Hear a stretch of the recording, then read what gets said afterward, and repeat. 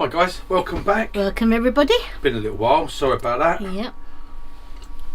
Well, it ain't actually, because I did put a video up. So I don't know why I said that, because it hasn't been. Seems like it's been a long time, but it hasn't. So as I said, I'm going to do a little bit of a chatty one and a little bit of turning involved with it. Not anything major projects. I've got a load of spindles to turn. I've got a load of these things to turn. They're little, like this, little round dowels basically. I've got to put a slight taper to the middle, like that, and then basically they get cut. They get ripped down the centre on the bandsaw, and then they get cut in half, and they are to make little wedges, little pegs, little wedge pegs that go in and get hammered down. Okay, and that's what I'm making. I'm making a load of those, and I thought while I'm doing them, you know, I've got something I've got to do. So while I'm doing them, I thought I might as well make a little video, and I can have a little chat. Because one, I wanted to say thank you to Jim and Christine for buying me coffees. And you don't have to, guys. You know, actually, it's something I wanted to say about that, really, because it's much appreciated. People do it, and I set it up. I don't buy me coffee because I had a lot of people saying they wanted to give something to say thank you, because a lot of people get a lot out of what I'm doing. Some people don't, and we're not even going to give them airtime. They don't, whatever they think. But a lot of people appreciate it, and they think they've learnt a lot. They've learnt a lot from the channel. And I want to give something, and they was asked. So we've done this buy me a coffee. We set it up. But to be honest, I'm not. I don't ask for money. I'm not a beggar. I know I could never do a lot of these ones. They say, oh, if you could donate £1 a month, or all my subscribers donate me £1 or something like that. No, you'd never get me. I'm sorry. I work for everything I have. I work for every penny I earn. But if you want to say thank you, there is something you could do. Is you could just hit the subscribe button to this channel and go over, the link's in the description, and give me a sub on my other channel that I'm setting up, because I'm trying to get that going. That would mean more to me than you giving me £10 buy me a coffee. Yep. Okay, just go over, give me a sub. I'd like to get the other channel built up, then I can more put the fishing videos over to there and keep this one just as the wood turning. But I will always do something else on this, because this is my channel's about a bit about everything, really. And I know some of you might not like it, but it's always in the description that we're going fishing or it's wood turning. So there's no like, oh well, I thought it was going to be wood turning and you was fishing. No, that's just read what it says and that'll tell you. But at the moment, because I don't hide the fact that the channel is monetized, it doesn't fantastic, but you know, every little helps. It helps to support the channel and keep it going, pays for anything I do and use, and my time. And that's why I'm going to put the fishing ones on here at the moment, because I'm going to take the time out to make a video when I go fishing. And believe me, it's not easy, as anyone that makes the videos knows. It's not easy to keep going and doing a camera bit and all that when you want to just do your fishing. So I'm doing it, so yeah, people get to see what we do. A lot of people said they'd like to see it. So yeah, I'd like to get that one going. So if you could give us a sub on that, be fantastic. If you don't have to watch, it's free. It doesn't cost you a penny to subscribe. There are no fees, there's nothing, no monthly subscriptions. You just subscribe. If you never watch the channel again, it doesn't matter. I've got your subscription. It helps to build the channel up. If you want to watch it, you can always ring the bell and you'll get notifications. Every time I put a video up, you'll get a notification that I've put one up. And there you go, you can view it. The views help to get it more and more popular, same as the subscriptions. It gets you more popular, gets you up there. It just helps us out, and that's all it is, guys. But right, getting back to it, sorry, I've lost my thread there. Chatty one. Yeah, very chatty one. Yeah, I was asked Michael Wilson, yeah, he asked again about if I could talk a bit about as a new turner, things that you should get, what you know, what I would say you should have if you're starting out. Once you've bought your lathe, you know, you've got your lathe and you've got your chisels, whether they're what I call so-called traditional tools or whether they're your carbides. If you've got your traditional tools, then obviously you're going to need some way of sharpening them. So hopefully you've got your sharpening system. If you haven't, I've got a video that is I'll put a link in the description for sharpening for literally pennies. You can make all your sharpening jigs up for pennies. Okay, which brings me on as well. The CBN wheel. I've done the thing about the a CBN wheel for 50 quid. They've got them back on eBay. They're back in stock. They come from China. Everything does anyway. Everything Even does, if you yeah. buy it here, it's made in China. We don't make them here. £53, I think. They're 52 and 53. They're averaging, and I have used that one since I got it, which has been a while now. And I use it every day. I sharpen all these tools. All these have just been freshly sharpened up on it. They give an absolute perfect grind. And to be honest, I can't fault it. I've got my Axminster one still, but that hasn't been back on since I had this one. I've actually been really using this one to see how it goes, and it's absolutely fantastic. I cannot fault it at all. It runs lovely and true. It works a treat. The grit is staying good on it. You know. Absolutely, I 100% recommend it. I would absolutely say to anyone, you know, if you need a CBN wheel, that's it. The only thing, it is only 1 inch, but if you're doing your sharpening, 1 inch is fine. If you want 40 mils and all that, well, there's no real need for it, but I can understand if you want the bigger wheels, then that's up to you. It takes a bit, it's more weight, it puts more stress on your grinder or your machine that you're using. It takes longer to slow down because it's bigger. Those ones are really good. Highly, highly, highly recommend it. I really do. So that's that. Yeah, so hopefully if you've got your grinder, you've got your thing, then you can make all your jigs up for literally pennies. And I've shown it how you can do them out of wood, and they're sharpening all your tools up. Absolutely perfect. Don't need anything else. So right, so you've got your lathe, you've got your chisels. Other than that, what would you have? I would say a chuck is got to be one of your first things to get to go with your lathe. I know people say you can do things without a chuck. Nah, don't even bother. Get yourself a chuck. Doesn't have to be expensive one. Depending what you're doing. If you're just doing hobby turning and you're turning a few bowls up to say about 10 inches, 12 inches, or even bigger than that, it don't really matter. But yeah, up to that sort of size, which is what a lot of you, if you're new to turning, I really wouldn't suggest you even attempting going bigger than 10 inches anyway. You know, you're just asking for trouble until you get really into it, and by the time you've got into it and you know what you're doing, you'll know what things you want. So me, I'd go for the free side, like if you go for the Record Power one, it's the SC3, the Nova, I think it's the G3 or whatever. Rutland's, they do them, they do the 4-inch and they do the 3-inch. If you can go for a 4-inch will do everything and give you that all that option. But the 3-inch ones are just as good, and they do just as much. So yeah, a chuck, definitely a chuck. Spur drives, I think spur drives are always good.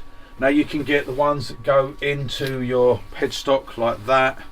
They go in retractable point spur drives. So I have my one from RDG. So you can get ones that go in and fit in your chuck. You'd have to just research, but anything you can get, a spur drive is always good, and a spur for the live centers. I've got my ones. I've got this one that's in here, and I've got one here. They are a little bit expensive, but well worth buying. Okay, you get a catch, your piece will turn, and you won't get any nasty happenings basically from it, as compared to if you've got like these 4-prong type drives. 4 prongs tend to get a really good grip, and when you get a catch, that's when you tend to have sort of it dramatises it a bit more, because the piece can't give as easily. So well, I'm going to turn a couple of these while I'm going. Put my face shield on because I'm not a hypocrite. Like I've always said, it's not a do as I say, not as I do. I will never turn without this, no matter how small the piece is. If I've got loads of these, I'm going to be turning probably 100, 200 of these. If I was to do that without this, or by the time I go in, I'd be real chesty. So. And I'm standing behind the camera and I've still got mine on. Yep, so face shield on, most important. So I'm just going to turn a few of them and then we'll stop and we're and have another little chat. Okay, now I could do all this with a skew. I could do it all with the roughing gouge. I'm tending to use a mixture. I'm using a 1-inch skew and a 3/4 inch skew chisel. A 1-inch roughing gouge and a 3/4 inch skew. Sorry, I don't know what I said there, but whatever it was. Right, so I'm just roughing it down. I find this is the quickest way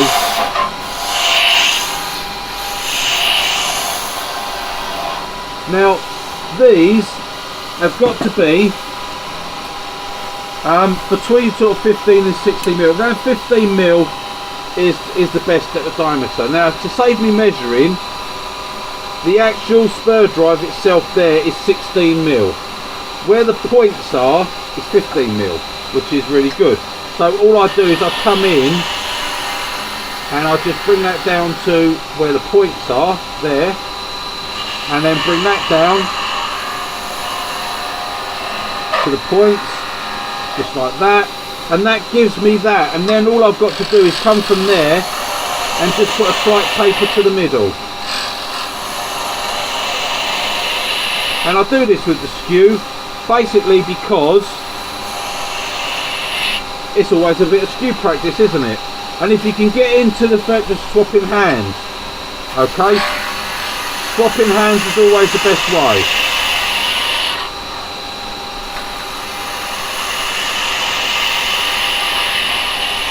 There we go, and that is it. A little bit more on that one. There we go, and that is it. That's all. No sanding, no nothing. And then it's just pop that out. That's it, lovely clean finish, okay. And it's just got a slight taper comes into the middle, and that is it. And then we just pop the next piece in. Now these are sprung centres, so I can put it in there, okay. And as soon as I start to turn, that's it, it's there, look. It will start to spin, but I can stop it, okay. So there's no way I'm going to hurt my fingers. And then all I have to do is tighten up, and it's just a case of speed. That's all that is for. Because if you've got a lot to make up, you know, it's speed. There you go, that brings it down. And then I just come in there very carefully. That's the slowest bit because I don't want to hit the corner of my chisel or my drive. Don't want to mess my drive up, and right there. And I don't want to damage my skew. So there you go, that's the size. And then just take it to the middle.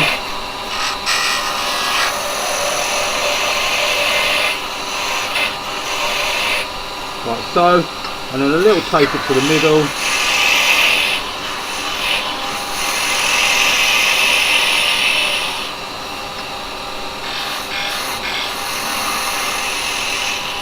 And that is it.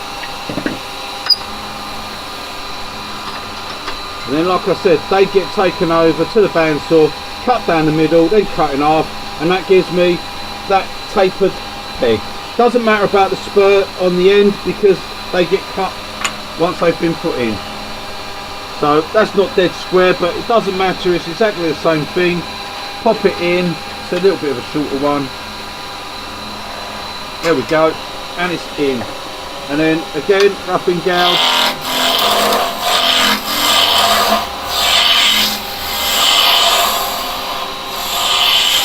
Push it down nice and quick. There you go. I've virtually never roughed down. I mean, I could rough that all down with the skew, but there you go. Whoop. I could rough it down with a skew, but there's no point because it'll take a bit longer. And not that if I'm doing that, I'm going to end up sharpening up. I'll do like a couple of hundred of these and I won't have to sharpen nothing.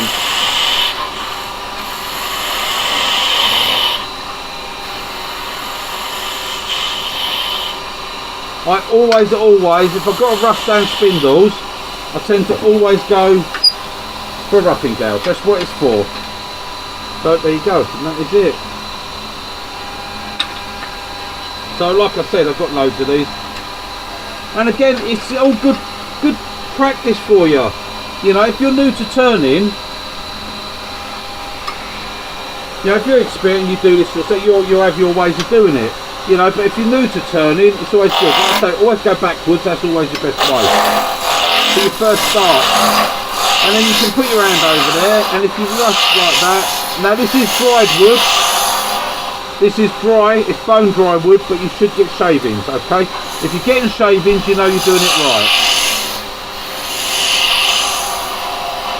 If you're getting chippings and dust, well, you're not doing it right. Okay, so just bring that into there. That's it. It just touches. It doesn't do any damage. Very gentle. But it gives you good skew practice, see? And then all we're going to do is we're just going to come in. We can go forward and backwards. There we go. Slight taper. And again.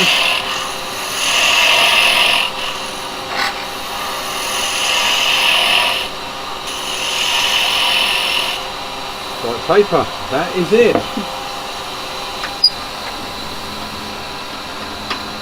So, and it's just a way of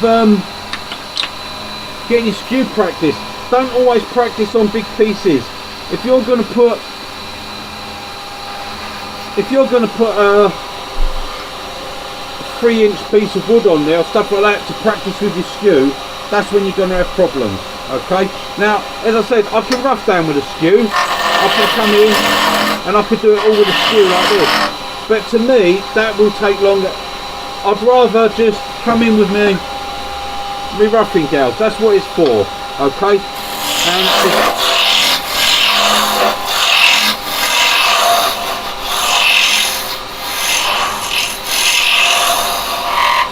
there we go. Okay, this bit here is just a bit more awkward getting the roughing gouge into that bit there. So I'll just come in with a skew, like that. There it is there. Change hands. There it is there. And then a taper down.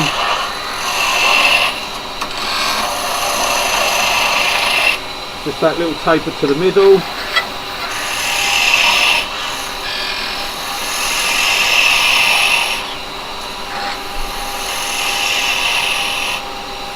Little bit more of a taper there. Now, like I said, there's no sanding needed on this. They're not going to be seen, but you don't want them to be all rough. You want them smooth. So that's why it's nice to just do it with a skew, and just make sure you get that nice smooth finish like that. Okay, no one would ever know it wasn't sanded. So that's what we want to get, a nice smooth finish on all of them.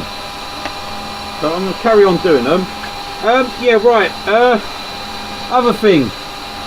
New to turning, right, face shield, definite must. If you've got just a face shield, one of the just the visor thing, then you're going to want a dust mask. Okay, vital, because once you breathe that stuff in, it ain't coming back out. Simple as that. Protect your lungs. Okay, if you knew the amount of wood turners that have COPD.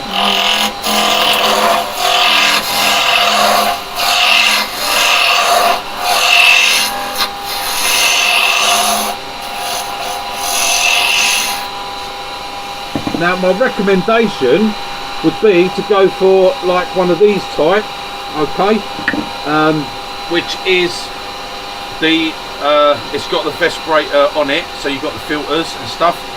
I don't say it stops 100%, but I'd say it's as good as.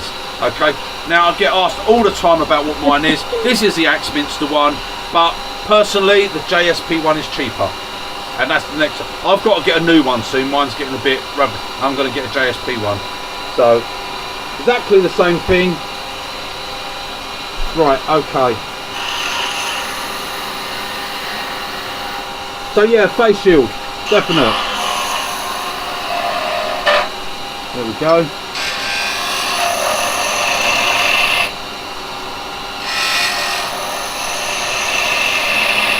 Well, give yourself a little bit of time here and there. Just do things like this, whether you need them or not. Get some scrap wood and just practice picking up your little cuts with the skew. Or spindle gouge, roughing gouge. Just practice all the time. Small pieces of wood. You get a catch, you're not going to hurt yourself. And there we go. Just like that. I'm going to carry on because I've got loads of them. Right, a drill chuck is always handy. So I've got something else to turn in a bit as well, so you might be interested in. A drill chuck, one of these, so you can pop it in your tailstock and do your drilling. Very handy to have. Now, search about for these. This one, this big one, again, they all come from bloody China, so don't start watching about that. This one I bought years and years ago. Must be about 15 or so years ago, this one.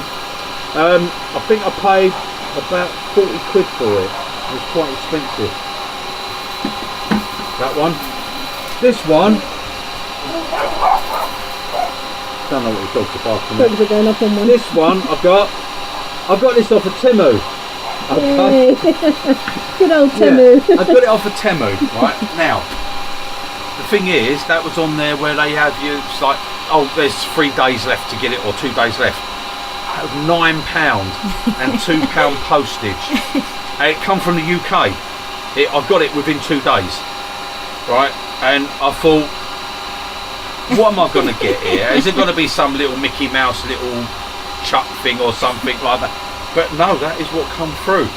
That, it holds up to 16mm drill bit. It's 1mm to 16mm, okay?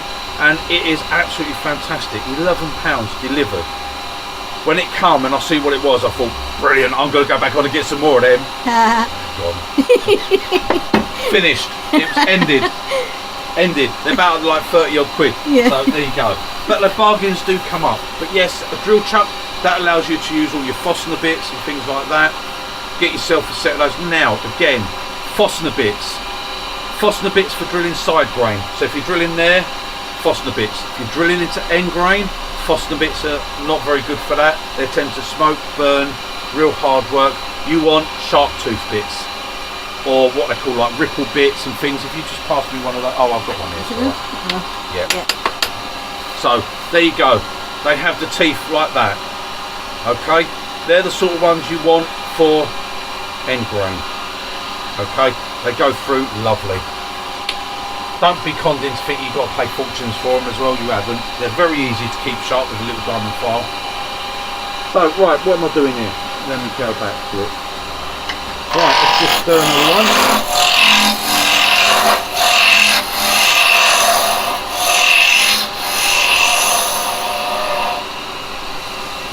Now again, if you want to do it for practice, good practice is if you've got 2 skews the same, like that, is you can do one in each hand.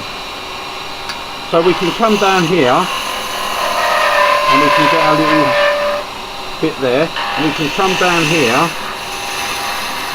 and we can get our little bit there, and then we can pick up and do our taper, and pick up and do our taper. Now, if you're a skinny little thing like me, you get to so far and you got to so just bring your tapers down like this, and then when you get to there, oh, back one chisel off, back one off, come to there, put that one on, and take there, and we've got our little taper. Bring that in there. There we go. And we've got our tapered bit again. Put it on the book. Right. So a good way to practice for right and left hand. You've got to, with wood turning, there you go, look, and they've still got a beautiful finish on it. Okay, right. You see that? Yeah. Right. Again, it's not to show off, it's something that is to do to get your hands used to copying each other. Like I said, this one can always do what this one does, and this one can always do what this one does. But if you try to do what this one does without it seeing, with this one, without this one seeing what this one's done, that's when it becomes hard. So don't wait until something happens and you can only use your left hand, or try to use left hand. If you can get doing small things, doing 2, that works with spindle gouges as well, do them like that, one in each hand, little pieces, then when you come to use 2 hands like that, it will just be fine, okay, and you won't have a problem.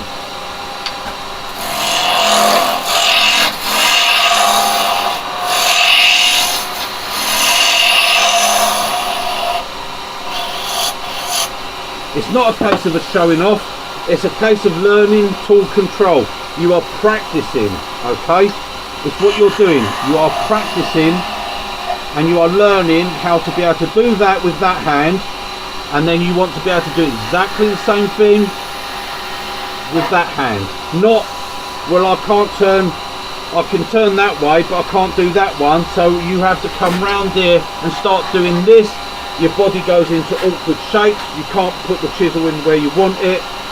So much better if you can just swap hands. So come down there like that, swap straight over.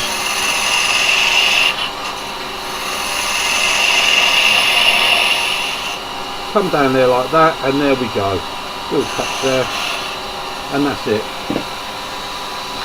And if you can do it by doing with a chisel in each hand, helps if you have chisels of the same size, but it doesn't have to be. I'll stop that for a minute. I mean, very quickly, look, we'll get quite a few of these done very quickly there. Okay, I've still got loads more to do. Alright, but I'll put those ones up there. There is something else I want to do today actually, and this is something for me, but it's something I need, and that's for me fishing, and that's going to be a bait needle.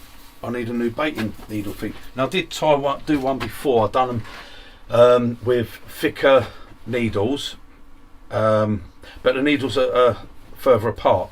I want one that's really close, okay, and I'll explain that. What I'm going to do this, and it'll be in this video, but I'm actually going to make it as a separate video as well, so I can put it up for the people that are interested in the fishing side. Okay, so what I'll do is I'll bring you back in a second. Okay guys, welcome back. Welcome everybody. Right, now I said I was doing this as a separate sort of video. This is going to be tagged on to what I was doing before, so it's going to be one continuous video for wood turners, but I'm going to do a little video that I'll put up as my fishing one, because this is to do with fishing as well as wood turning. And what I'm making is I'm making myself up another bait needle. Okay, now I made hundreds of these. I've made them. They was all being sold in a tackle shop at one time, Seagull Tackle down at Dungeness. Tony was selling them, but he's closed down now, so there you go. Right, bait needles are made up. What I want to do, I want to make another one up. I've made these. This has got quite thick steel. This has got thinner ones, so if I want to put worms on, they have a thinner needle bit. And I've made a single one up like this. I've made some single ones. I have that, but I want one where the two needles are going to be closer together. Okay, reason being I want that, and if any of you do it, making up your wraps with a worm and say a squid wrap, I don't want to actually thread the worm on. So with these I'd have to thread the worm on and then put the squid on and then wrap it. I want them close enough together so the worm can just sit between the two things without being punctured, and then put the squid over the top and then wrap it up. Reason being that if I'm using say blow lug or yellow towels, you know, I don't have to burst the worm. Yeah. So I can actually wrap it up, get it all nice, get the hook laid on, wrap it up, get it out there, and then when the fish comes along and has a little chop, then the worm bursts. Okay, without me actually bursting it. That's my idea behind it and what I want. All the juices. So, yeah, all the juices. So I've got a piece of wood. I've drilled it already. I've just put 2 holes in the end like that. And when I put these in, see what they're going to be. They're going to be, when that's level, they're going to be that close together. See. So that will mean that a worm can lay across the top, especially like frozen worms as well. They're a bit awkward to stick on, aren't they? The worm can lay across the middle, squid over the top, and then wrap it up, and that'd be nice. Or hook over the top, then the squid, then wrap it up, and the hook's in the centre, and I haven't got to burst the worm. That's my idea behind it. So let's make one. Let's make it. Okay, now for the wood turners, obviously I'm using my O'Donnell jaws here because I want to get that just in, and I'm going inside that bit. I'm not using the dovetail bit. Reason being, the dovetail bit is very small on these. Now I want to make it, I'm going to make it basically the same size as that. Oh, I want that out a little bit further. I could have done a bit longer wood really. Maybe a little bit smaller than this one. That's it. I don't want a big handle. I just want a small handle. I want it shaped a bit like this, so it just sits nice like that, so I can wrap it up. It just makes it comfortable, doesn't it? And it's a nice wooden handle. So what I'm going to do, I'm going to bring this in get this, just loosen that a little bit, get that centered right in the center between those holes, which would be there. Get a bit of tight on that, move it, just center it up. That's it. It's not over. I'm just being a little bit, because it's mine, isn't it? I want it to be nice, so I'm going to give that a good tighten up. That ain't going nowhere. I'm going to leave the centre there just for now, so that'll take away any vibration. There you go. I know it won't mean, actually I'm going to loosen that, take that off and wind this back a bit. That lets my tailstock come back. Tighten up, that way I can get my chuck actually in between, my tool rest in between the chuck and the banjo. Means I can be about 1 mil away from the chuck and I'm not going to hit nothing, and I'm nice and close, and that's it. Okay, so I'm just going to turn that and make up a bake needle. There you go. Just thought you might like to see it if you're into your fishing. You might be into your fishing and want to do a little bit of wood turning as well. Fantastic. Yeah. Need any tips? I'm here to help if you need anything. I'm going to use my skew. I'm going to use this one, my old skew. This is beautiful, this skew. Very, very old. It's got to be, I don't know. It's a lot of years old, that one. Yeah, I couldn't put an actual date on it. You're probably talking something like about 40 years old, maybe 50 years old. Right, okay. And that's what I'm going to use. Face shields on, always protect yourself. Right.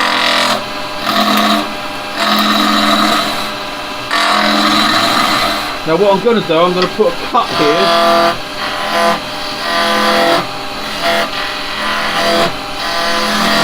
Just like that. So that when I come down here, these bits go and I don't get that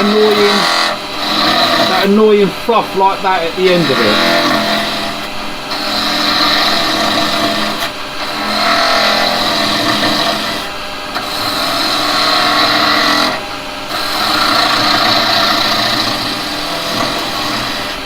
It's a very easy turn, there's nothing complicated in it. A little bit thinner than that. And I want to bring this in a bit. I want a slight taper on here, slight dip, you know. Bring that round.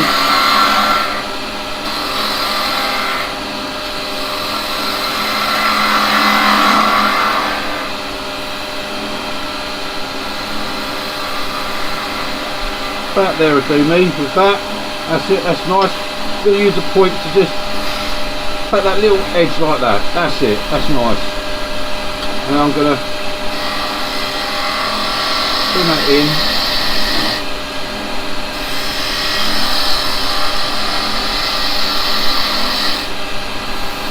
That's it, that'd be a nice hand shape, hand size. Roll it over. I'm going to come in with the parting tool and come in here. That's because it's still square there. That's all that is. It's trying to throw me.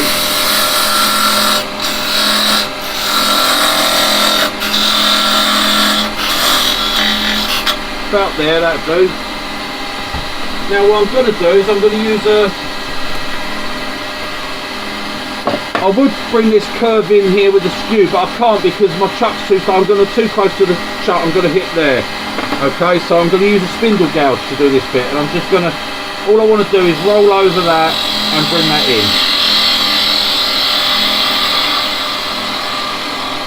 And gently bring it out, that's it, okay? And then I'm going to just roll that down there like so. That's enough. Then I can go back to my skew and finish that by coming down. Nice and gentle, don't want to hit the chuck. There we go. That's it, that's what I want, that sort of shape, okay? And then I'm going to cut a little V groove. Little V groove. And just burn some lines on that. It just makes it different, it just makes it mine. Do whatever you want with it, really. Quick and easy, like that. That's it. Right, I'm going to move this out of the way. I'm not worried if there's any step centre marks on that. It really doesn't matter at all because it's just for me. Okay, a little bit of sandpaper on there, clean it up anyway, a little bit around there, won't take much sanding.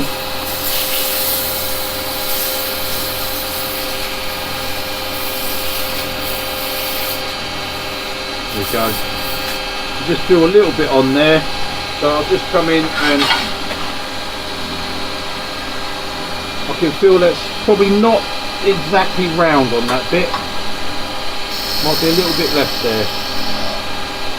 That's better. That's it, I'll put that there. Sand that.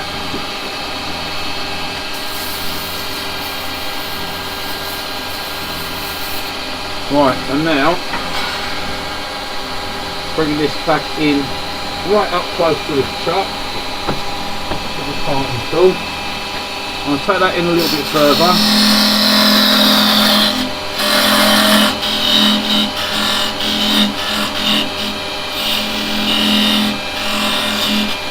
That's it. And then for this bit I need to go over to my smaller skew now. It's my little one-handed skew. So I'm using two-handed at the moment, but yeah, I'll have to finish that round there. And I'll use that to part that in a second.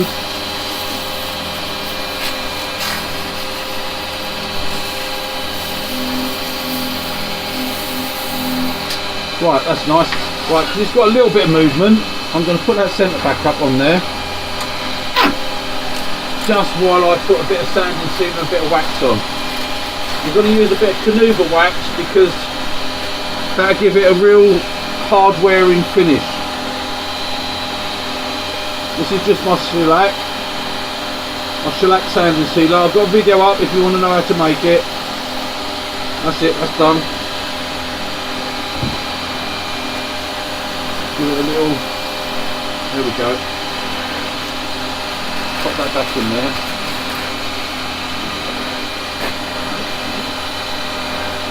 A few little wood shavings. That just denibs it. And I'm using Canuva wax.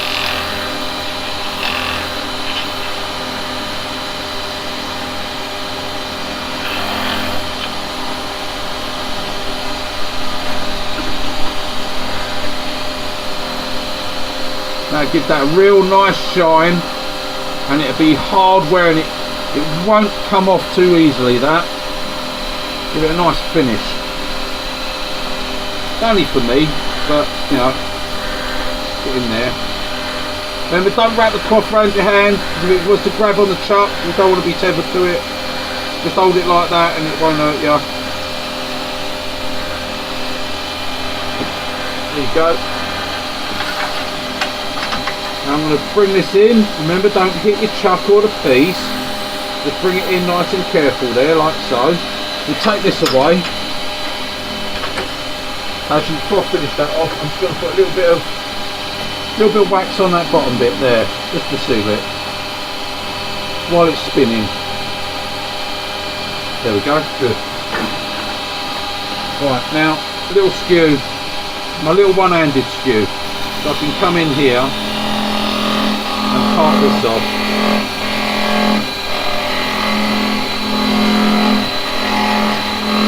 Nice and gentle. There we go, that's off. Oh, it's got a knot on the end, look. It's got a little knot on the end, so that makes it nice. And all I'm going to do is clean that up by just taking that. Like I say, if you're worried about it, you can sand it, but it's got a tiny little knot on the end there. So that's right, I'm not worried about sanding it, and that's it. Right, now what I'm going to do, I'm not worrying over worrying about that, because I'm going to have to put it on here and take me face shield off. Like I said, this is going to be the first time I use it. It's going to have fish and worm and God knows what else on it. All the guts. Right, so I'm going to put my 2 needles in, like there and there. and now I've got to push them in. So I'm coming on here, so I'm going to bring my towel stock up like so, and I'm just going to gently push them in just till it stops. There we go, that's it, stopped. Alright, now I've got to get it out of there. That's it, it's out. Right, they've pulled apart just a fraction. What I'm going to do, it's not the holes are straight, it's just the steel itself. So what I'm going to do is cross them like that, pull them over. There you go. Perfect, pucker. And that's what I want. I don't got to glue them, they're staying. What I will probably do is put a little bit of super glue on the end and it'll slowly seep down into it. But that's what I wanted. Now I can lay my lugworm in there, it won't fall through. Yeah, put me hook down over the top, hang it down, bit of squid on top, wrap it round, and that's it, done. Or what I like to do is put the worm on, put the squid on, wrap it over with my elastic, and then I can cut that into smaller bits, because quite often I like small baits. So there we go, guys, look at that. Make this up a little bait needle. So there you go. Join me back here in a minute. Right, so there you go, guys, welcome back. That was my little bait needle, just for you wood turners. Well, I'm just going to take my chuck off. Not with that, with that. Right, so getting back to the question I was asked about things for new turners. Right, another thing I would say, get yourself a smock. Save the ear bashing you'll get from the missus. Do I ear bash you? No, you don't, because I have a smock. That's Yeah, what I'm saying. that's right. Yeah, so, now, a lot of people ask me where I get my smocks from.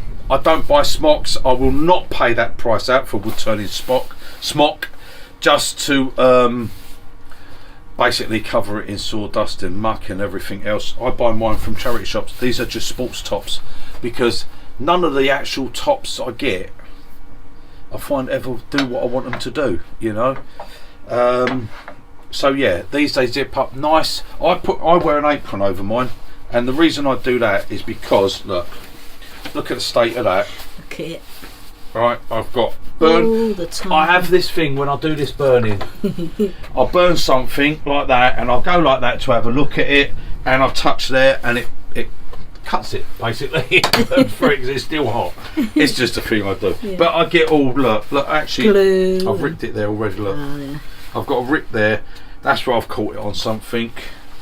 So that's why I won't go and pay out fortunes from, guys. I mean, you know, if you're one of these that goes out once a week or once a fortnight, does a little turn, then comes in, puts your smock in the wash and all that, yeah, good on ya. But for me, no. So I put the leather apron over the top now, and I found that is fantastic because nothing hurts this. And yeah, I like short sleeve ones. Always best if you don't have the stuff. In the winter, obviously, you have long sleeves. I like with an elasticated cuff, fairly tight sleeve. I don't like Velcro sleeves, because if that Velcro happens, you know, you're doing stuff, you catch it, it happens to come unvelcroed, you come over here, if that grabs by your chuck, I tell you, your hand will go into there so quick, and it will be painful. It will pull those clothes in, and well, that wouldn't be nice. So be careful whatever you wear. Don't have nothing dangling, you know, don't dangle things. Other things, well, these sanding pads, some of these, make them up. These are cheap as anything to buy, and I've got a video for that. Make yourself up some sanders, okay. These ones, they have the bearing inside there, okay. Pop them in, it's cheap as anything to make. Set up for sanding arbours. Always there's a guy, I can't remember who he is, he sells these, he makes them and sells them. Some guy. Yeah, I've got a video up on that. Sanding arbours, they will fit in all your chucks. You can put them in the normal chuck, they go into sanding arbours, they can go in a drill, they can go in anywhere, and you can put all your pads in them. So that helps for sanding. It's always nice if you can sand with a circular motion, because you won't get those sanding lines round. Waxes and finishes, well, that's up to you what you want to spend on that. For me, make your own, you know. Sanding sealer, like I said, shellac, Shellac flakes, denatured alcohol, or actually methylated spirits is all you need. That's done with methylated spirits. It does not put the colour. When you get your meths, your purple stuff like this, okay, that colour does not come out on the wood, so don't worry about the colour of it. The white one that you get, the clear, you can get it in places. You can get it on the denatured alcohol, but to be honest, what you're paying for it, that is so cheap to buy that stuff. Shellac flakes, put it in there. I do a 9-to-1 mix. Okay, so whatever you put in shellac flakes, 9 times that in spirit. So there you go, and that'll make you up a lovely sanding sealer. Okay, and it'll last you for ages. You make loads up, a lot cheaper than what you buy in the shops. Make some up, make it a bit of glue. That's a gloopy mix there, nice and thick. That works as French polish. Like I said, you make it up nice and thick. So I would then go to a 2-to-1. I've found a good ratio is like a 2-to-1 mix. If that's a bit gloopy for you, go 3-to-1, but a 2-to-1 I like. And then a tiny bit of oil. It's hard for me to say exactly how much. I just done it by eye. But if you say that much of shellac and denatured alcohol, that's diluted down. So with that, if I was going to use that one, okay, I would literally put the tiniest little bit of oil. If I'm going by measurement, it would be about 5 ml to 6 ml of oil. That's the boiled linseed oil. Boiled linseed oil, which is this one. Okay, boiled linseed oil, and I would literally put a tiny bit in, test it. If you find it's streaking or grabbing a bit too quick for you, then a tiny little bit more oil. Add the oil a little bit. What I've found is it's getting the oil right is the trick, not the shellac. The shellac mix is fine, you know. With that is basically a shellac mix for French polishing, okay, that I've made up. It's just in a boiled linseed oil bottle. That is a 2-to-1 mix, and it's quite thick, really thick. If you was doing that, putting it on just by hand, what you'd do is you'd put that, you'd get a little cloth, you make it into like a little ball, you know, little ball shape like this. They normally put a bit of like you can put cotton wool or stuff like that in it. You make a little ball up like that, okay, and you would put your shellac on with that. But what you do is you put a tiny drop of oil, just one little drop, and then you will work it around and around and around. The oil is a lubricant, it keeps this moving, okay. If you put that on without it, it will dry very quick. The alcohol will disappear very quickly, and then it's just pure it's just shellac, and that will go hard very quick, and then you'll get streaking, you'll get lines, and they're hard to get rid of. So the oil keeps it moving. I've found this mix is fantastic. I can put this on at 2,500 RPM and it works perfect on small enough pieces. If you go for a bowl, then you've got to turn the speed down, obviously, otherwise it will dry too quick. If you find it's drying too quick, then you can add a tiny bit more oil or slow your speed down a little bit more. But if you put more oil, it will spread better. But the trouble with that is literally you'll have a beautiful shine on it 10 minutes after it goes dull, and it's where the oil's coming through. It goes dull. It will shine up if you go back to it once the oil's dried up and then buff it again. But for me, I want that instant fit. I want to finish it there, have it done, put it there, and know in a month's time it still looks like that. And that's what I've come up with this. That's what I've achieved. It's like on bits like this. That was why I just tested it on, okay, and it's kept a beautiful shiny finish, and that's been sat over there just on the side. It's not anything, it was just a piece of wood I was playing with, and I put the finish on it, and that has stayed like that. That's been over there for, well, about 3 weeks or so now, 3 or 4 weeks, and it's still kept it shiny. It doesn't dull at all, it stays nice.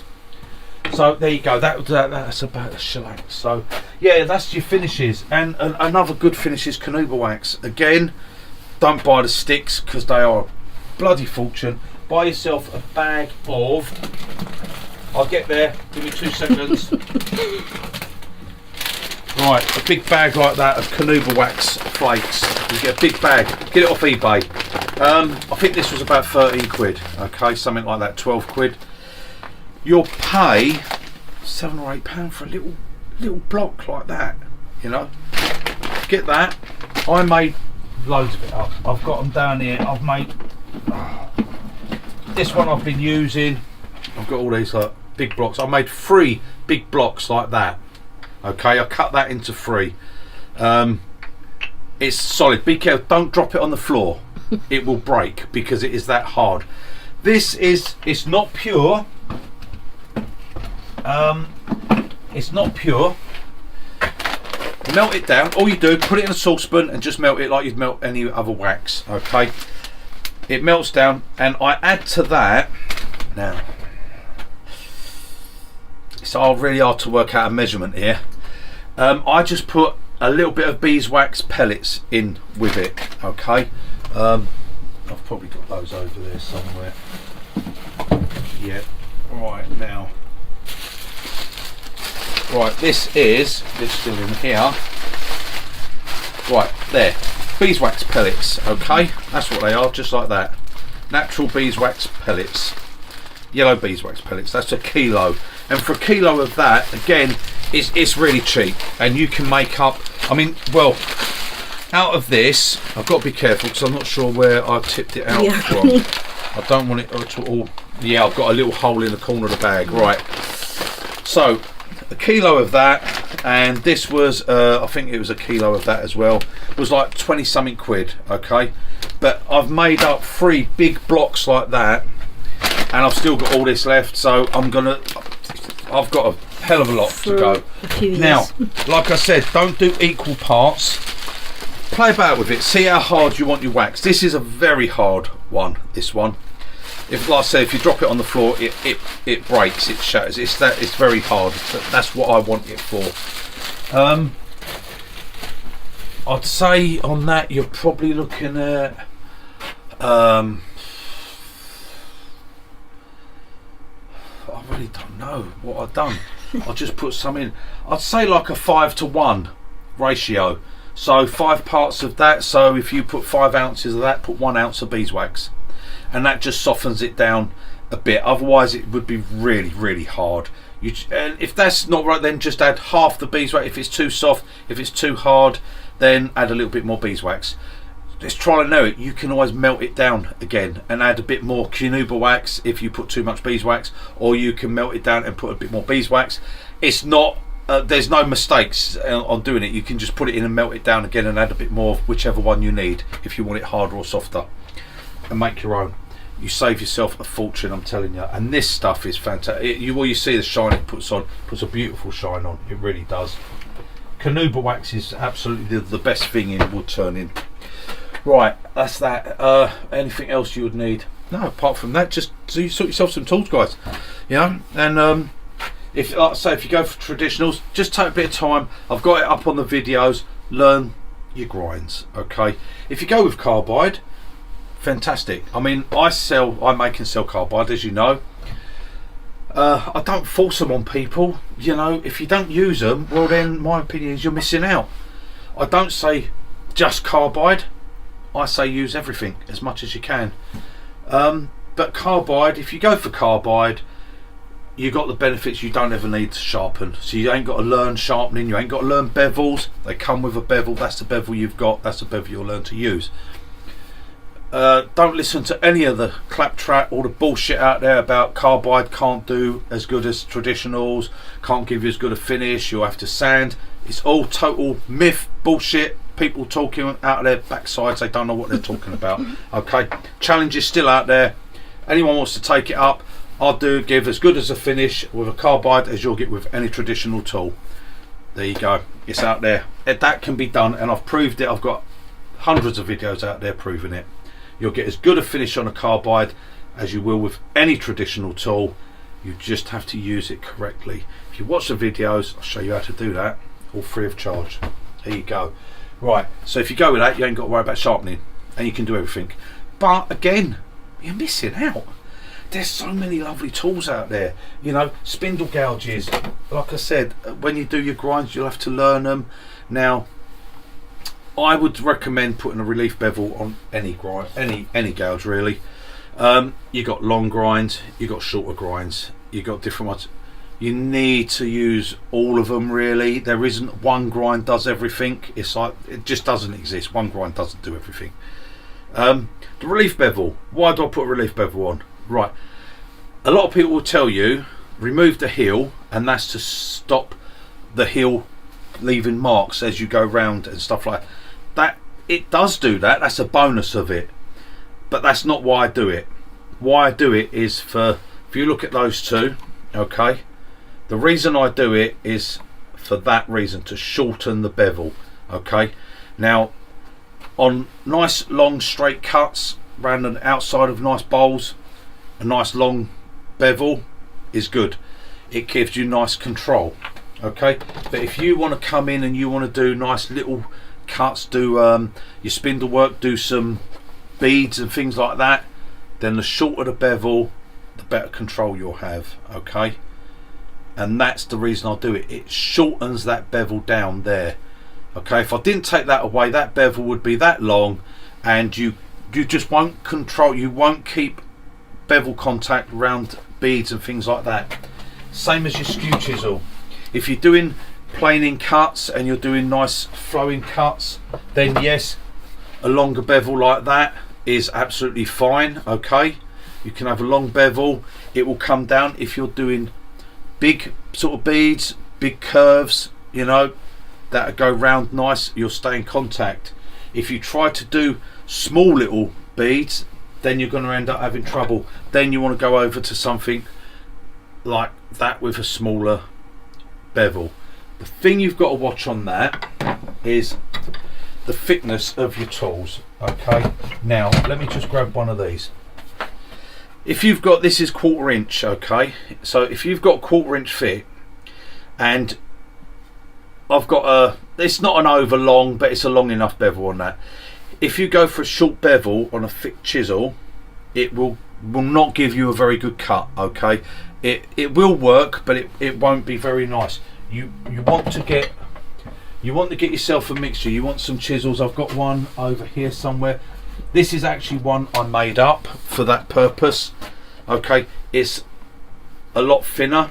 This is only 4mm thick, and that means I can put a shorter bevel on it. Okay, but it will still give me a really nice cut because it's not too steep. If you put a short bevel on a thick steel, it will be very steep like that. You really want it to drop back so it gives you a nice cut. That can be achieved with just a bit thinner steel. You're not using it for heavy work, you're using it to go around and do beads and do shapes with it. Okay, so a shorter bevel gives you more control, but go for thinner steel. Okay, don't try and put a short bevel on something as thick as that, because you won't get a very nice cut. Okay, you won't get as clean a cut with it.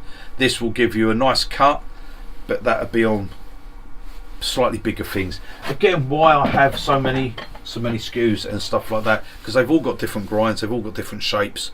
Okay, but this one, again, you don't have to spend fortunes on tools. This was a piece of tool steel. Okay, I just bought it off eBay. That was I can't even remember how much it was now. I think it was about £12 or something, but it was double. It was 500mm long. Okay, it was a lot longer than that, and I cut it in half and I got 2 tools out of it. All it is, when you get the tool steel, you need to heat treat the end a bit so it holds an edge, otherwise it won't hold an edge very long. I have spoken about that before. Just blow torch, dip in oil, it does good enough. And that is razor sharp, and that gives really nice cuts. So there you go. Of course, you've always got the side, you can make tools. I've made tools. If you're doing small little projects, I've made tools out of little screwdrivers. Look at that, that works absolutely lovely. There's a video on that. I've got a video on it. I have got a video on it. Look, I've got a piece of wood here. Let's stick a piece of wood in and just see what we do.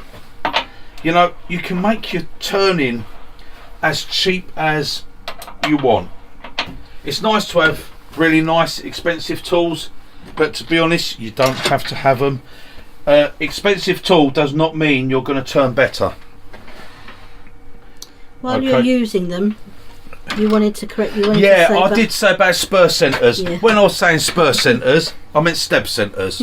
Hey, they're still spur centres. Yeah. Right. These are, like I say, 4-pronged. Okay, these things, they're 4-prong. I've got them in. Yeah, I've got 4-prong. These ones here, they're knocking 2-prong. Okay. Yeah, I suppose what I'm talking about really is the 4 prongs like that. Okay. They're good when you need to get that really good grip on pieces. I do use 4 prongs on stuff. Like I said, these go in, these just change. I can change these over and these go in. But a 4-prong won't slip like these do, especially when you're new to turning. If you get a catch between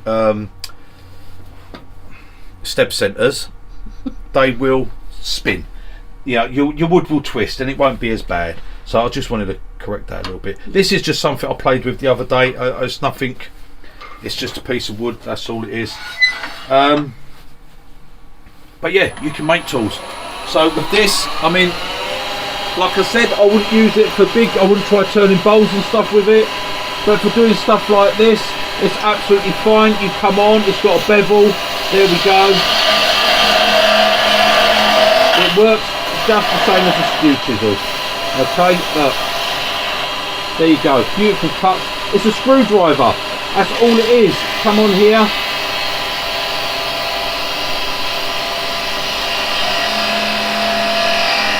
Would I use it for big stuff? No, I wouldn't. It would be rather silly, wouldn't it? It's just for doing tiny work. If you're into doing pens and stuff, there you go. It works perfect. You can use it to come in and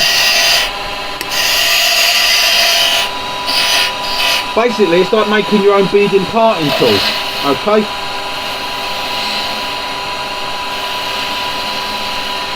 You can roll some beads with it.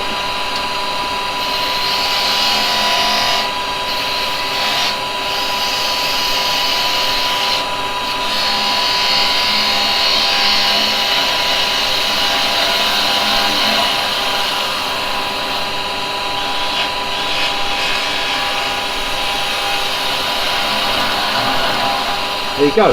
That was a Posi 2 screwdriver. One of the thick ones. Okay. Just sharpened it up. That's all it is. It's tool steel. It holds a real nice edge.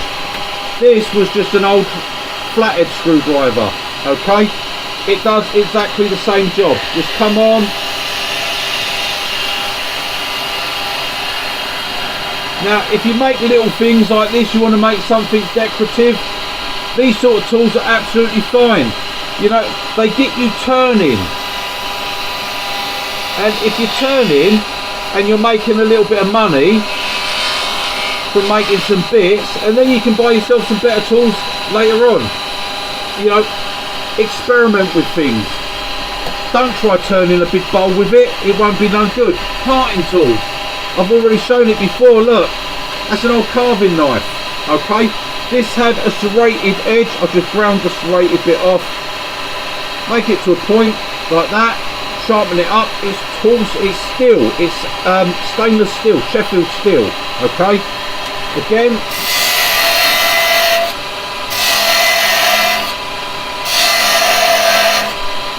Parting tool. Okay. You don't have to pay out fortunes for stuff. It gets you started if you're new to turning. If you're new to turning, it gets you started. There you go. And look at that. You can see the finish on that. That's from an old screwdriver and an old carving knife. So it's like I said, guys. I'm not saying that go and just make all your tools out of it, but if you're doing little pieces, little Christmas ornaments, things like that, you want to make a bit of money, a couple of old screwdrivers, you can make yourself up a couple of tools.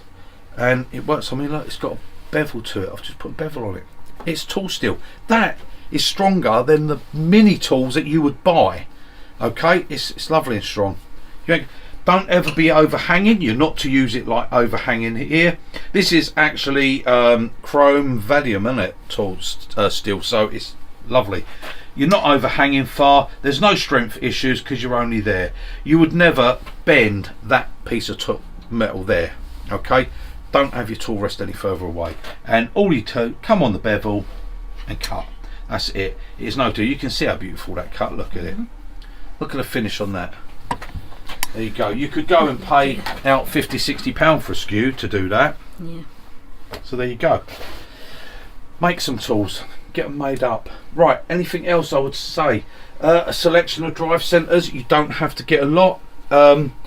Basically, to start off with, I mean, step centres are actually expensive. Although I say they're expensive, that's a Charnwood one, and that's absolutely fantastic. And Charnwood are pretty good actually, because I broke one of these. Well, it broke on me. I've got it here. Okay, this one, it actually broke from where it goes in there, and I contacted Charnwood and I said about it. You know, it broke. No problem. Get a new one in the post to you. I'd had that for 6 years. 6 years I've been using it, and it broke, and I contacted them to say it broke, and they said no worries, we'll get a new one, and they sent me a new one into the post. So that's Charnwood. I can't moan about them, can't complain about them whatsoever. And I've got the big one from Charnwood. Now, why would I have the Charnwood ones? Well, they work absolutely fine. Where was that? That was there. That one's there. Right, he's gone for a walk. They work absolutely fine. Okay, they're really good. The difference being, okay, that one there, I think on Charnwood, I think it's, is it 30 quid? I think it's about 30 quid, something like that. That one, you'd have to look it up. Right, 30 quid. That's a Robert Sorby one, £67.50. That's the difference. If you're starting out, you don't need to go for those. So there you go. That's the difference in it, and it works perfect. I've used it a hell of a lot. Well, that one, as I say, 6 years that lasted me, and then it broke. It was I don't know what happened to it. I didn't get a catch or anything like that. I just noticed it was. I stopped the lathe. I've been turning something. I stopped the lathe, and when I went to take it out, the end just come away. It didn't fall apart or do anything. So, but yeah, as you go along, a selection. Now, step centres, fantastic. If you're starting out, I would always go for a cone centre. Now, mine's knackered again. Look, I turn into them. I love turning cone centres. Right, but a cone. I would go for a cone centre. This one was off of that new place, you know, Temu. This was off of Temu. Works perfect. A little bit stiffer there, but it's not a problem. It actually works absolutely perfect. That cheap as anything off of Temu. A cone centre. I like cone centres. Okay. Yeah, other than that, I've done all the other little bits. Diamond files for honing.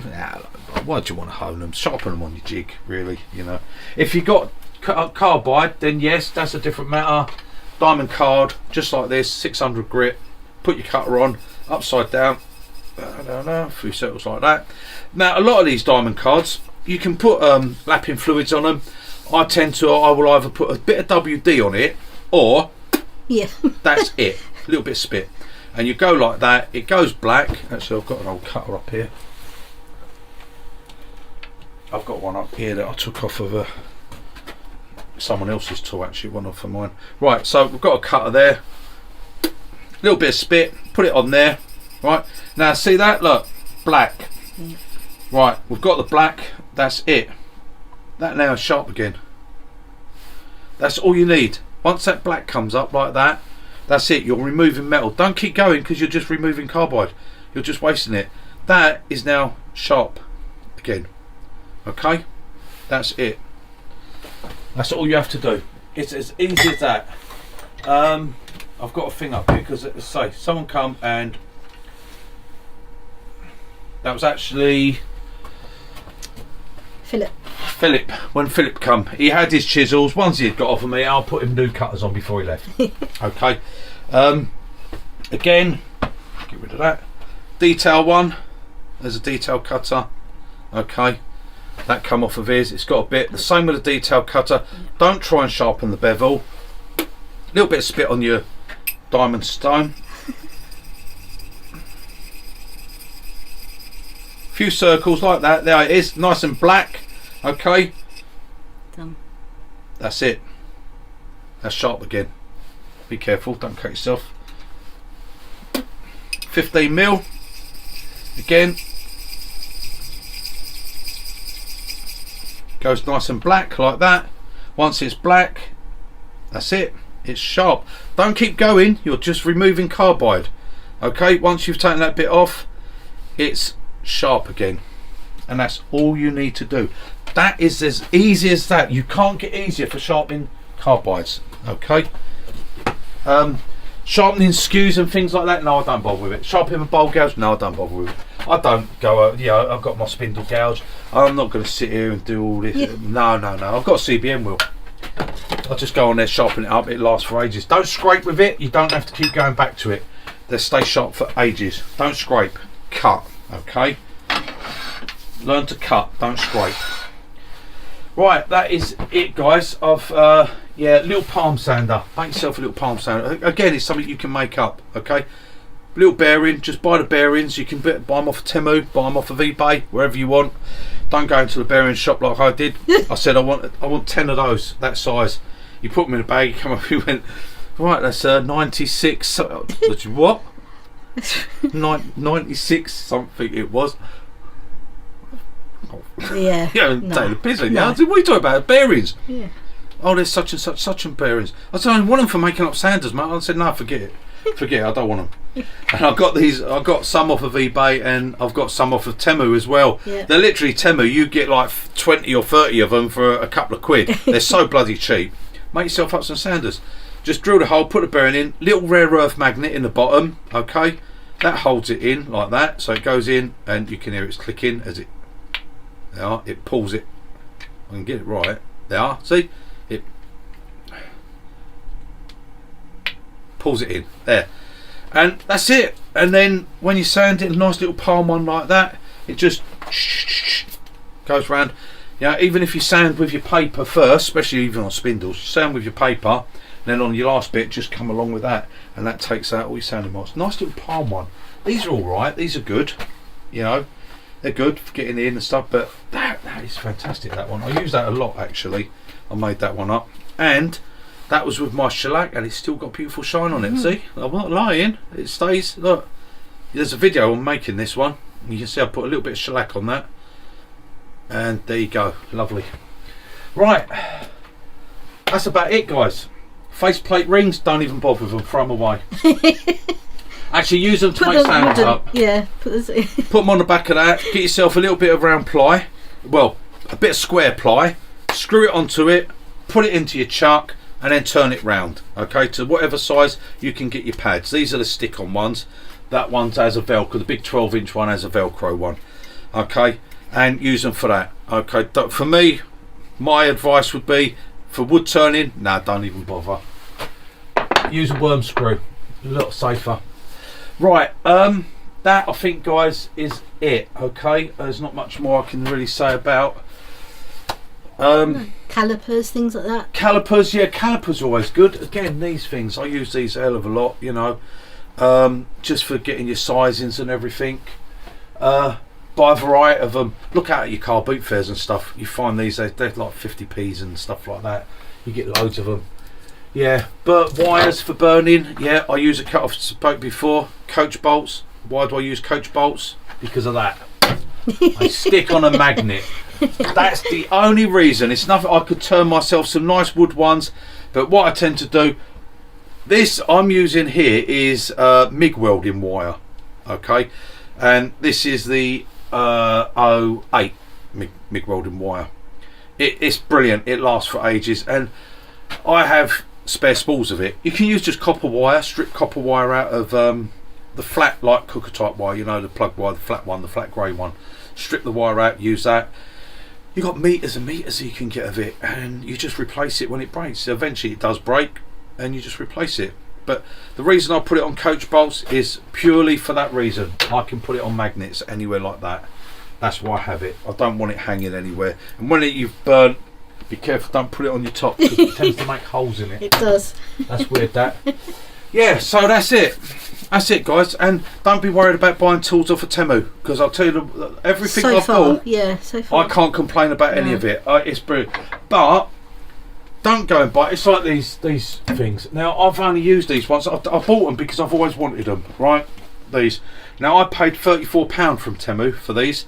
Now, I know they're well over, I think they're 100 and something pound for the Longworth jaws when I went to Turner's Retreat.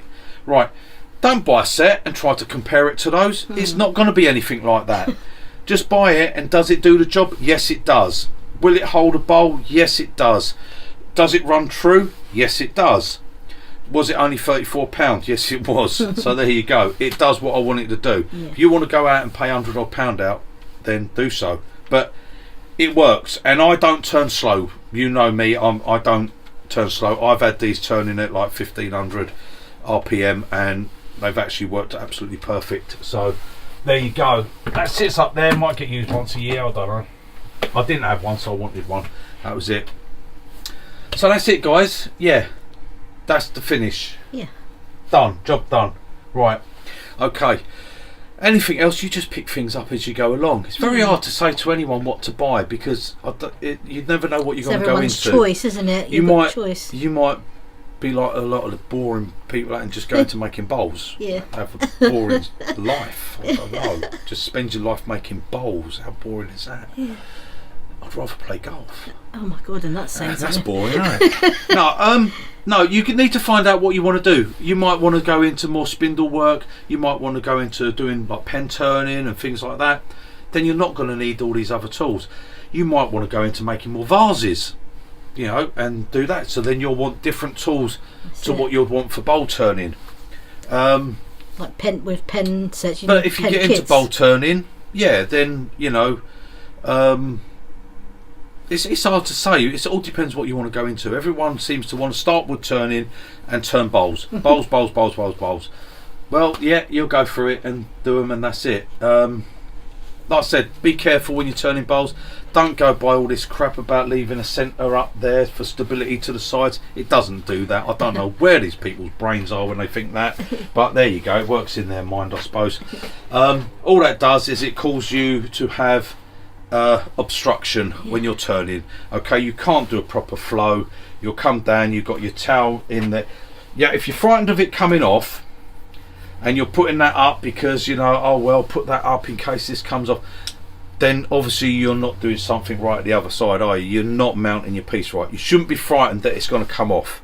You should know that you've mounted that, okay, that you can hollow it without needing this. Okay, when you've come to the hollowing bit, you've already shaped the outside of the bowl, you've taken off all the weight, you've taken off all the outer balance stuff, you're now doing a bit of hollowing. You know, if you're having to push too hard, then your tool's not sharp enough. You shouldn't have to push hard. A tool should just cut, but you want your cuts to go from outside in. Always work towards the centre of the bowl. Don't be tempted to come this way. No matter who tells you how professional they think they are, do not be tempted to come that way, because I guarantee you at some point you will come this way from the middle out, and that wing will catch the side, and that's the catch that's going to throw that bolt off. Okay, it's the same as if you leave that centre tower coming up the middle and you're doing this little channel here because you think that this gives support to this. It doesn't. Okay, you're going to come down, you're going to come across, you're going to hit that with your wing, and it's going to go, and they're your main catches. Catches mostly happen with bowl gouges.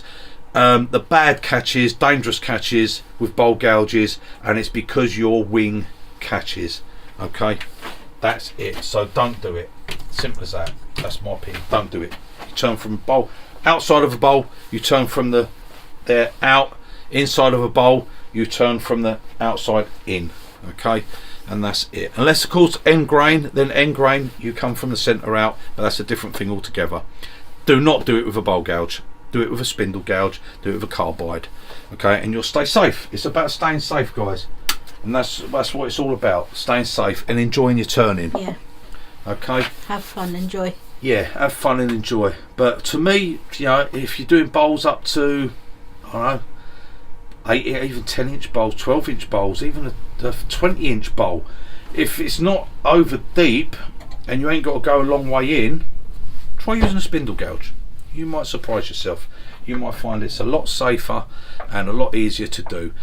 Don't get this thing of spindle gouges not being strong enough and all that. These are things that were said 50, 60 years ago when spindle gouges were not made the way they're made now. The way they're made now, they are basically no different to a bowl gouge, okay? And strength wise, don't even worry about it. They have enough strength. It just annoys me that they don't make them actually that bit longer, okay? Because they make them on that side of being just for spindle work. Like I've said, I've got, if you're worried about strength, go up to the 5/8 one there. It's just, if you bought that as a bowl gouge, it would probably be that long. As a spindle gouge, they make it that long. Why don't you just make, well actually this is longer, this goes down to about here, this is a Thompson one, but why don't you make them a bit longer, a little bit less flute, okay, and a bit longer on the shank, and then it's nice for using for bowls. That is fantastic for using on bowls. I tell you, it's as strong as any bowl gouge and it's brilliant, but no big wings to catch. So like, try it guys, you might surprise yourself. There you go. Right, anyway, that is it. From now, I'm looking around to see if there's anything I'd say you need as a new turner. No. Centering thing, yeah, something to mark your centers up, a little thing like that. Again, that was just a Temu buy, nice and cheap. Marks your centers. You can go ruler across. What I use for a lot of my stuff, if I'm doing spindle stuff, if I'm doing things like squares up to that sort of size, okay, is I use one of these. This is for actually finding the center on round stuff like that. You put it over, bang, and you find the center. It will always find the center on a round piece, yeah. But I use it on these squares because it's brilliant, because I can actually feel there, like put it like that, up to 45mm, that's bang on there. I just give it a little tap with a hammer. I just happen to have one here that I made. Yeah. See? And that's it, done. And there's my center, right in the center, every time. Okay, that was only 12 quid. 12 quid off of eBay. It's absolutely brilliant. Okay, it'd be nice if I could get different size ones and have bigger ones, but that does for the sort of size spindles I normally. And also, it's shock proof. It's also shock proof as well. So yeah, it's very good. There you go. So that's it, guys. Something to find your centers. Okay, obviously plenty of pencils, things like that, and that's it. You don't need a lot to start wood turning. You really don't. You know, a few tools. Like I said, I do. If I'm going to advertise myself, standard Type 3 chisel set will turn you absolutely anything. Okay, with that, a parting tool. Like I said, I mean, I do the parting tools. I do my ones here that I make out of. As everyone knows, I've shown them on there. I do those parting tools. You can buy them again. Little Temu buy, absolutely fantastic, beautiful piece of kit. That little one off of Temu works perfect. Other than that, like I said, get yourself an old carving knife, 50p. You know, at a boot fair. You've probably got one sitting in your drawer. You know, yeah, just cut it down, take off all the sharp edge, put a point, sharpen a point on it, and there you go. You've got yourself a parting tool. Absolutely solid, perfect, you know, no trouble with it, and it's got a lovely little handle. Try and get one where the steel goes through the handle. You don't want a plastic cheap, don't use one of the cheap crappy plastic handle ones. No, don't even think about it. Don't go out there and think, oh, I've got that one out there, we never use it because it's got that crappy plastic handle. No. Okay, the actual steel goes right up through the handle and is riveted. So walk around the boot fairs, find yourself one of these old, yes, you find loads of them there. And that one came from a boot fair. It was 50p. It's that's actual Japanese steel. That one is a very nice knife actually, and I cut it up to make it a parting tool. So there you go. Right, okay, that is it. Anything else would you have to buy? No, I've got the important bits. Yeah. Get yourself a chuck, main thing. Okay, you've got your lathe. Get yourself a chuck. You want a chuck for your lathe. Don't do all this. Oh, you can use glue blocks. You can do this, do that. Get yourself a chuck. Okay, it will make your life so much easier. If you get yourself a few tools, and you can make a few tools. Make yourself some bits and pieces. Make some stuff. Flog it off or whatever, and then you can buy yourself some better tools after that. Okay. And don't think because you pay more money for stuff that you're getting something better. It doesn't always work that way. Trust me. It really doesn't. Right, there you go, guys. That is it. Toodle pip, and I will see you on the next one. I've rambled long enough, but you want me to chat, so I'm going to chat. There you go. Try and shut me up. You can, just hit the button, and I'm gone. Right, toodle pip, and I'll see you on the next one. Bye, guys.